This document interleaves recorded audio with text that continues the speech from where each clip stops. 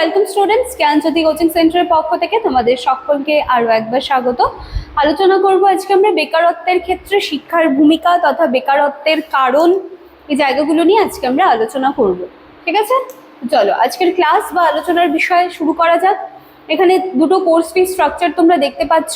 Major স্টুডেন্টসদেরকে pay করতে হবে 1299 টাকা এবং মাইনর স্টুডেন্টসদেরকে পে করতে হবে মাত্র 699 টাকা। এই হচ্ছে আমাদের কোর্স ফি স্ট্রাকচার।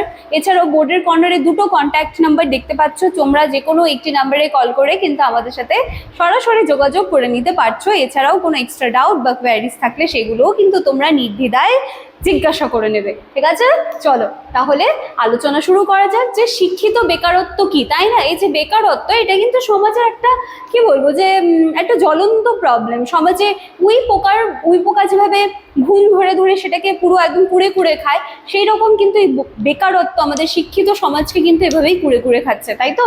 তো উচ্চশিক্ষা লাভের পর যখন কোনো ব্যক্তি তার যোগ্যতা অনুযায়ী কাজ পায় না, তখন তাকে শিক্ষিত বেকারত্ব বলে। ক্লিয়ার?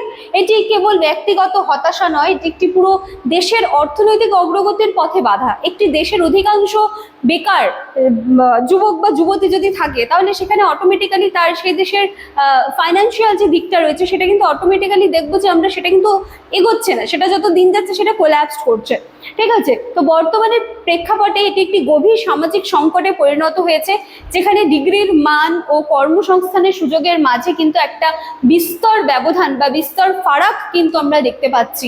এবার মূল কারণগুলো কি? সবার প্রথমে রয়েছে যে আমাদের শিক্ষা ব্যবস্থা বেসিক্যালি তথ্য নির্ভর। তাহলে শিক্ষার্থীদের বাস্তব কর্মজীবনের সাথে বা বাস্তবতায় যে সমস্যাগুলো আসে সেইগুলোকে তাদেরকে ফেস না করালে কিন্তু এই জায়গাটা দেখা যাচ্ছে যে শুধুমাত্র পুঁথিগত বিদ্যার মধ্যে আবদ্ধ থেকে যাচ্ছে তারা।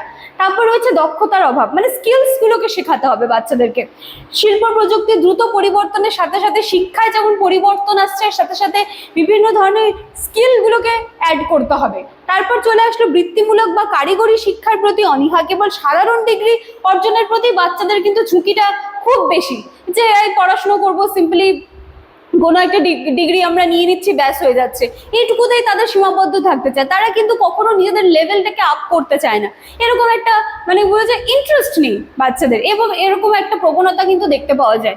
এবার যুগের সাথে শিক্ষার সামঞ্জস্য, যেমন দেখো মুখস্থ বিদ্যা, তত্ত্ব নির্ভর পরীক্ষা, শুধু ভালো গ্রেড পাওয়ার প্রতিযোগিতায় শিক্ষার্থীরা কি হচ্ছে, তাদের ক্রিয়েটিভিটিকে তো হারিয়ে ফেলছে, এবং পরবর্তীকালে যখন তারা বাস্তব জীবনে নামছে কাজ করতে, তখন এই ক্রিয়েটিভিটি তাদের কাজে লাগছে, যেটা তারা স্কুল জীবনে কলেজ জীবনে হারিয়ে ফেলছে। তারা শুধুমাত্র দৌড়ে বেড়াচ্ছে, ভালো পড়তে হবে, শুধু নাম্বারটুকুই আমাকে ভালো নাম্বার আনতে হবে, তাই না?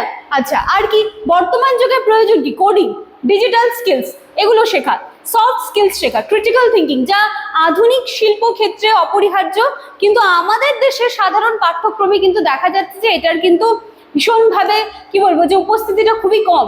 আচ্ছা, এবার এখান থেকে উত্তরণের কিছু উপায় আমরা একটু দেখি, যে শিক্ষা ব্যবস্থার আমূল পরিবর্তন করে শুধুমাত্র সেটাকে ওই পুঁথিগত বিদ্যায় আবদ্ধ না রেখে সেটাকে কিন্তু কর্মমুখী করতে হবে।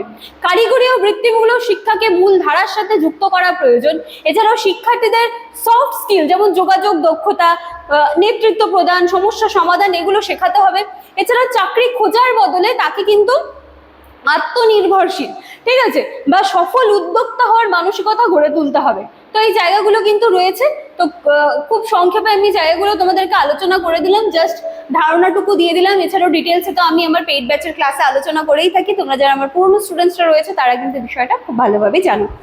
চলো আজকের ক্লাস বা আলোচনার বিষয় আমি এখানেই শেষ করছি। দেখা হচ্ছে আবার নেক্সট দিনের ক্লাসে। Thank you.